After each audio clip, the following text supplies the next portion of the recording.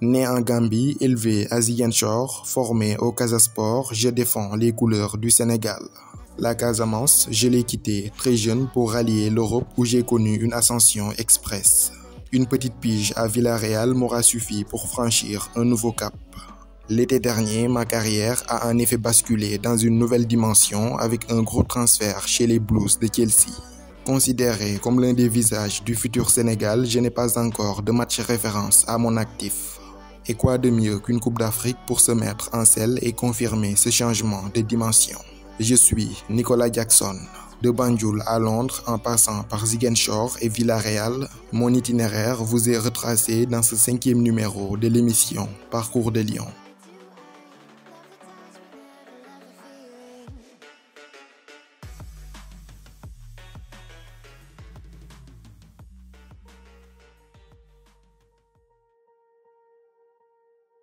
C'est à Banjul, dans la capitale gambienne, que Nicolas Jackson voit le jour un 20 juin 2001. Bien qu'étant né en Gambie, il grandit à Ziguinchor, au quartier de Tilène. Tilène, c'est par excellence un quartier cosmopolite où se mélangent différentes nationalités. On y retrouve notamment des ressortissants bissau-guinéens et gambiens. Pour percer dans le football, dans un tel quartier, il faut avoir la tête sur les épaules. Être focus sur ses objectifs et surtout avoir cette grosse capacité à résister aux distractions. Entre les bars et une ambiance festive à n'en plus finir, des distractions, Tilène n'en manque pas. Mais Jackson sait ce qu'il veut, il a un objectif, un plan bien ficelé et un manager capable de le mener vers sa destinée, Diomansy Kamara.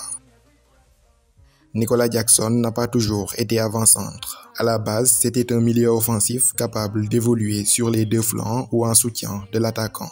Ses débuts, il les fait sur les terrains sablonneux de son quartier. Il joue d'abord en Navétane avec l'ASC Tilène. Sa technique, son dribble facile et son sens du but ne passent pas inaperçus aux yeux des recruteurs du Casa Sport, l'un des clubs les plus titrés du pays. Très vite, Badara Sarr le lance en Ligue 1 sénégalaise. En plus d'une aisance technique au-dessus de la moyenne, Jackson se révèle être un travailleur acharné, obsédé par sa réussite et qui ne se repose pas que sur son talent. Signe annonciateur d'un garçon taillé pour aller loin. À 18 ans, Diomansy Kamara réussit à le placer à Villarreal en 2019. Il joue d'abord avec la Juvénile A qui est en quelque sorte la catégorie U19. Un an plus tard, il franchit un autre palier avec les équipes de jeunes du sous-marin jaune puisqu'il va intégrer la réserve. Pour l'aider à gagner en expérience, Villarreal l'envoie en D2 espagnol du côté du CD Mirandes. Il y participe à 16 matchs de Liga 2, marque une seule fois et délivre également une passe décisive. À son retour, il devient un élément clé de la réserve de Villarreal. 7 buts plus 9 passes décisives, Nicolas Jackson est l'un des grands artisans de la montée de Villarreal B en D2 espagnol.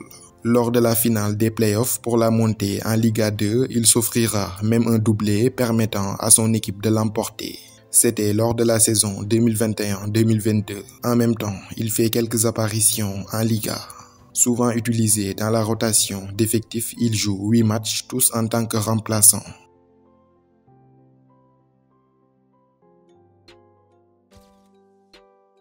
À partir de l'exercice 2022-2023, sa progression est récompensée. Désormais, plus d'équipe réserve, le natif de Banjul joue maintenant en Liga. Kike Setien croit en lui, convaincu qu'avec du temps et de la patience, il peut en faire un véritable joyau. Et pour ce faire, il faudra libérer de la place en attaque. La victime collatérale de cette décision sera son compatriote Boulaye Dia, lequel sera poussé vers la sortie. Jackson réalise une excellente pré-saison avec notamment un but et une passe décisive contre le PSV Eindhoven. Il débute même la saison dans la peau d'un titulaire qui marque dès son premier match en Liga contre Valladolid. S'en suivra malheureusement une longue disette offensive de 2 mois sans marquer en championnat. Malgré tout, il a la confiance de son entraîneur et les prétendants toquent même à la porte de Villarreal à son sujet. Le club anglais de Bournemouth est très intéressé par son profil et trouve même un accord avec le sous-marin jaune. Mais coup du sort, le Sénégalais se blesse juste avant la visite médicale. Bournemouth se retire alors des négociations, le transfert n'aura pas finalement lieu.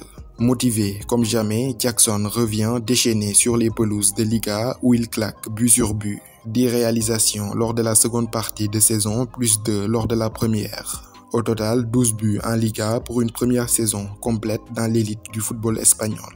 À l'été 2023, un nouveau prétendant se présente. Pas des moindres puisque ce sont les Blues de Chelsea. Le club londonien ne lésine pas sur les moyens et débourse environ 35 millions d'euros pour le récupérer.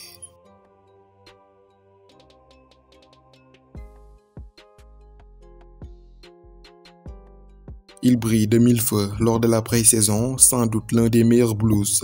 2 buts, 4 passes décisives en préparation, la saison s'annonçait déjà prometteuse.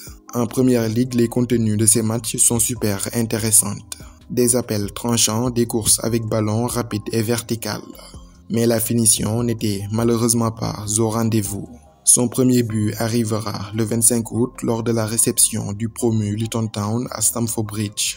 S'en suivra un autre à Burnley en octobre. Avec son jeune attaquant, Mauricio Pochettino joue la carte de la patience.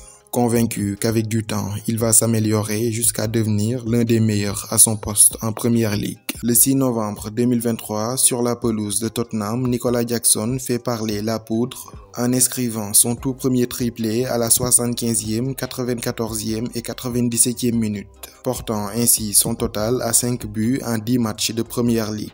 Au Sénégal, il n'a pas beaucoup de matchs référence à son actif puisqu'il n'a pas encore gagné sa place de titulaire. Mais le néo-international se met peu à peu au diapason, en témoigne sa belle rentrée face au Brésil, où il a notamment provoqué un penalty. En Côte d'Ivoire, il fait partie de ces jeunes qui vont découvrir la CAN. Et comme le hasard fait bien les choses, il croisera sa Gambie natale en phase de poule. Un pays qu'il aurait pu représenter au niveau international puisqu'il a la double nationalité sénégalaise et gambienne.